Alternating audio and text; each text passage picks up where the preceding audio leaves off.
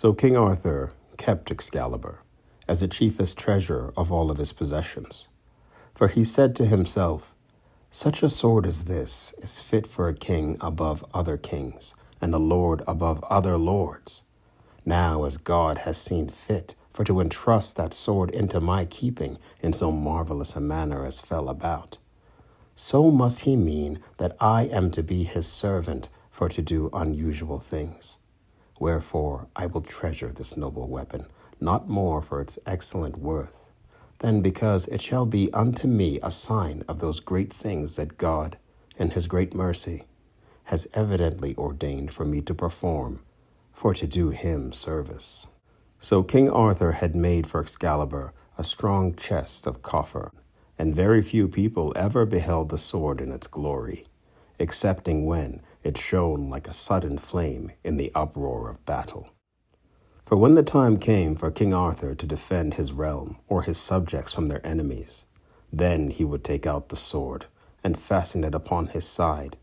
And when he did so, he was like unto a hero of God, girt with a blade of shining lightning. Yes, at such times Excalibur shone with such a terrible brightness that the very sight thereof would shake the spirits of every wrongdoer with such a great fear that he would, in a manner, suffer the pangs of death ere ever the edge of the blade touched his flesh. So King Arthur treasured Excalibur, and the sword remained with him for all of his life. Wherefore the name of Arthur and of Excalibur are one. So I believe that that sword is the most famous of any that ever was seen or heard tell of in all of that world of chivalry. As for the sheath of the blade, King Arthur lost that through the treachery of one who should by rights have been his dearest friend, as you shall hear tell of soon.